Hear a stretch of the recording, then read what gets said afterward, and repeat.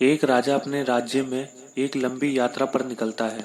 तो सारे गांव वाले उन्हें जंगल तक छोड़ने आते हैं। तो राजा जैसे ही जंगल से होकर गुजरता है तो उसे रास्ते में एक साधु मिलता है। और वह साधु कहता है राजा से, राजा साहब, जब आप जंगल से होते हुए जाओगे तो आपको जंगल में 2 फुट का आदमी मिलेगा। वह आदमी आपसे लड़ने के लिए आपको चुनौती देगा। आप उसे जान से मारे मारे बिगर आगे मत बढ़ना। अब राजा उस साधु की बातें मानकर यात्रा के लिए निकल जाता है। राजा जैसे ही घने जंगल में पहुंचता है तो उसे वह साधु जो बोला था उन्हें 2 फुट का वह आदमी मिल जाता है और उसे राजा को लड़ने के लिए चुनौती देता है।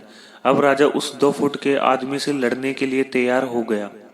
लड़ाई शुरू हो गई। थोड़ी देर में लड़ाई खत्म भी हो गई क्योंकि राजा जीत चुका था। लेकिन जब उसको जान से मारने की बारी आई तो राजा ने कहा, इस 2 फुट के आदमी को मारने में कौन सी महानता है। राजा ने उसे छोड़ दिया। फिर 2 दिन बाद वह आदमी फिर से राजा के सामने आ गया, लेकिन अब वह आदमी 4 फुट का हो गया था। उसने फिर से राजा को लड़ने के लिए चुनौती दी। राजा ने फिर से चुनौती स्वीकार की और दोनों में लड़ाई शुरू हो गई। राजा फिर से जीत गया, लेकिन इस बार भी राजा ने उसे यह कहकर जिंदा छोड़ दिया कि इस आदमी को जान से मारने में कौन सी महानता है। 2 दिन बाद बीते, फिर आदमी उसे दोबारा से मिल गया, लेकिन अब वह आदमी 6 फुट का हो गया था। उसने फिर से राजा को लड़ने के लिए चुनौती दी। फिर लड़ाई शुरू हुई। फिर राजा जीत गया, लेकिन इस बार भी राजा ने उसे जिंदा छोड़ दिया। अब इसी तरह राजा उसे छोड़ता गया।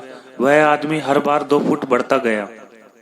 एक दिन ऐसा आया कि वह आदमी राजा से बड़ा हो गया। उसने फिर से राजा को लड़ने के लिए चुनौती दी, लेकिन इस बार राजा थोड़ा डर गया। लेकिन राजा ने फिर भी उसकी चुनौती को स्वीकार किया और लड़ाई शुरू हो गई। लेकिन इस बार राजा बहुत जख्मी हो गया। राजा का एक हाथ भी टूट गया था, लेकिन राजा फिर भी उस आदमी को जैसे तैसे करके हरा दिया। लेकिन इस बार उसने उस आदमी को जिंदा नहीं छोड़ा, उसे जान से मार दिया।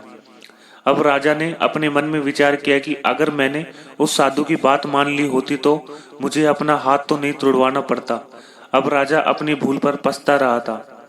उसने महानता दिखाते हुए उस आदमी को जिंदा छोड़ता गया, जो कि आगे उसे बहुत भारी पड़ा और अपना एक हाथ भी गंवाना पड़ा।